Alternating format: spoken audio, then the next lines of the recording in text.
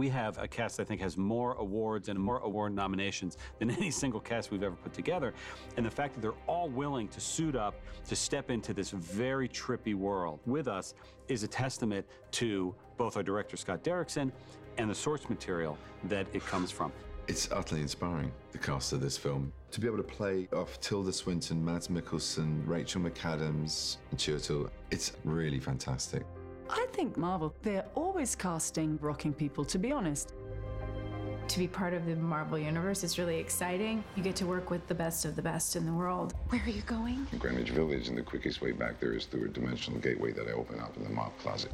Rachel plays Dr. Christine Palmer, and we knew we needed to cast someone that could go toe-to-toe with Stephen Strange. I have a very strict rule against dating colleagues. Oh, really? I call it the Strange policy. Oh, well, good. I'm glad something's named after me. An actress that could show, via the way she sees him, the better man that he could be. And that takes an actress of incredible skill and incredible weight. I don't understand what's happening. I read a few of the comics. Scott, the director, pointed me towards The Oath. In particular, he thought that would be the most helpful for my character.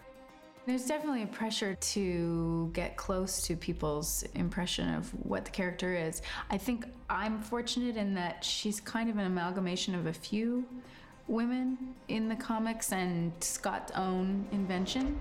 For me, it was just sort of interesting to get to know where my character might, who knows, be headed.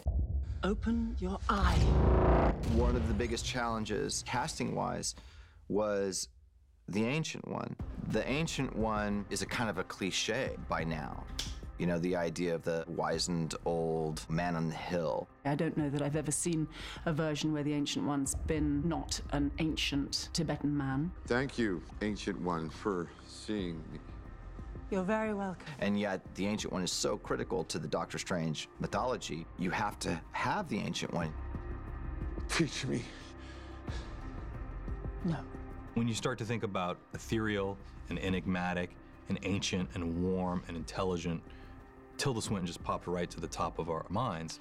And to her credit, she was down. She understood what we were going for, how it could be different, what she could bring to a role like this. She said, yeah, I'm in. Let's flip this on its head and try to come at it from a new way.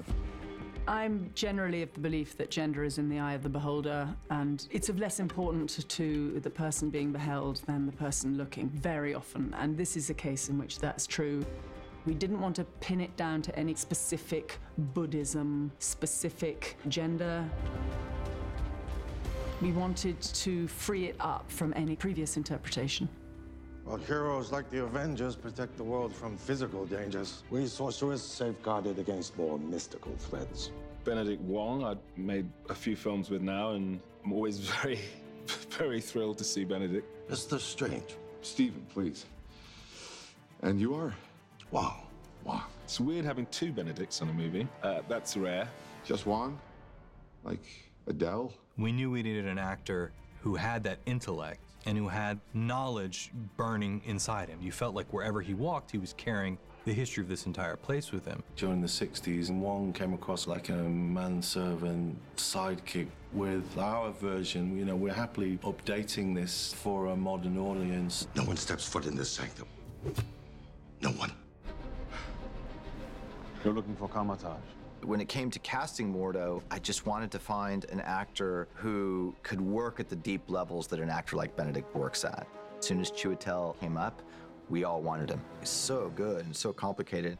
I think the way that he is constructed is somebody who's very loyal, very engaged, very powerful, and is a great defender of ideas. And that's something that's great to play, especially when some of those things get challenged by an outsider. He's gone. Even Strange has left you and surrendered to his power. In the comics, Mordo is to Dr. Strange what Moriarty is to Sherlock Holmes, the highly skilled, equal adversary. He has tremendous capabilities as a sorcerer. Fight like your life depended on it! Along with the qualities that draw him into evil. Because one day, it may. What I told Chiwetel was that I needed him to help me construct the character in such a way that we're not writing a villain. We're writing a character who does what he believes is right. I cannot defeat them alone. There's love and affection and respect there amongst these two men who would ultimately be warriors. You still think there will be no consequences, Strange? No price to pay?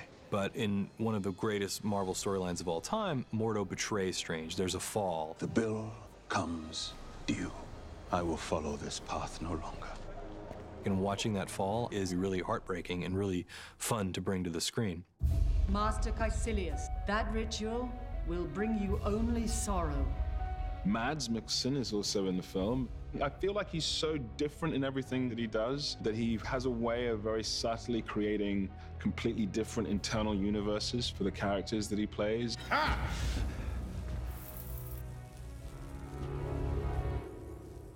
You don't know how to use that, do you? Mads Mikkelsen is a one-of-a-kind actor. He has an incredible presence, an incredible look, completely unique to himself. I can't think of anyone else in the history of cinema that is quite like Mads. Action! Mads Mikkelsen, he has brought a depth and dimension to his character. When you have an actor who can portray complexities that you understand are not just motivated by good and bad, it's something we as an audience can relate to a little bit more and understand a little bit more. Caecilius is caught up on the wrong side of the river. He believes if he's going that way, the world will be much more beautiful and all his questions will be answered eventually. This world doesn't have to die, Doctor. This world can take its rightful place alongside so many others as part of the one. The great and beautiful one. We can all live forever. Most of us, we grew up with Marvel, right? And most of us see Marvel as a fantastic piece of art. So for us to be in one of the films is not only a childhood dream, it's also an adult dream. Because the stories are dealing with big questions. You know, who am I? What is the universe? Good and evil. And action! Just a little higher. Being able to work with all those amazing actors just raises the stakes and allows the audience to suspend their disbelief. One of the things that I think is great about Marvel movies is that you find yourself rooting for characters because you understand them. And it's not just that they are superheroes. You like them because of who they are, not sort of what they are. You know, these things are fun enough in themselves, but when you've got a cast like that to play with, it's just bliss. I think we're lucky to be the next band on the roster, and we're all so psyched to be a part of it.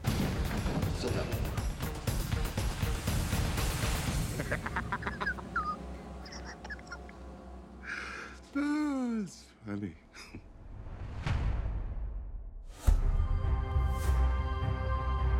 Doctor Strange is a movie we've wanted to make for a long time. It's been in the back of our minds really since Iron Man 1. So when we finally did say, we're making this movie, let's find the right filmmaker for it, there was a lot of people that came a-knocking.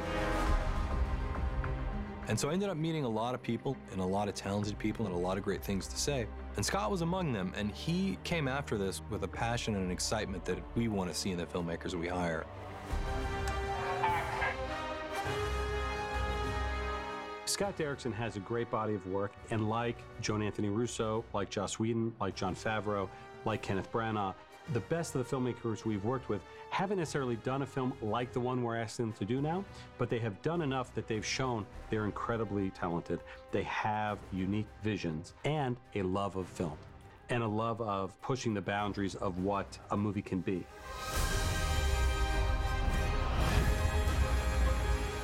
When you look at Scott's work going back to the earliest days to his most recent films, he is always playing with genre. He's always subverting that genre. Sometimes he dives right into it. Sometimes he twists it. That's exactly what we love to do at Marvel. He was the guy to lead us through this journey of Dr. Strange.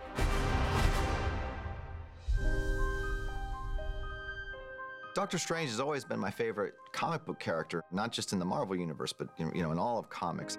Primarily, I think, because of the seriousness and gravity that the comic gave to the idea of mysticism.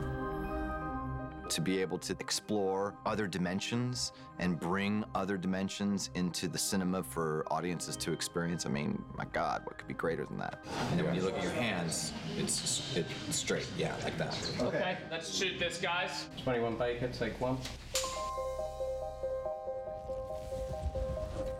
It's a well-oiled machine here. I mean, it doesn't ever feel like it's big. He's somehow made the set feel quite intimate.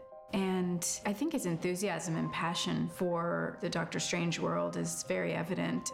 I think Scott's one of the main reasons that this project attracted such a brilliantly talented cast. He's great on process. He's really good on going through great volume of detail about characterization. You really feel very safe in his hands about who you're playing and why you're playing what you're playing. That's great. That looks really cool. And all those kind of acting questions are very easy to talk to him about. Whatever feels natural, we'll move to you. Okay. So don't worry about the camera in terms of just if there's a version of continuing to move it feels natural. Yeah.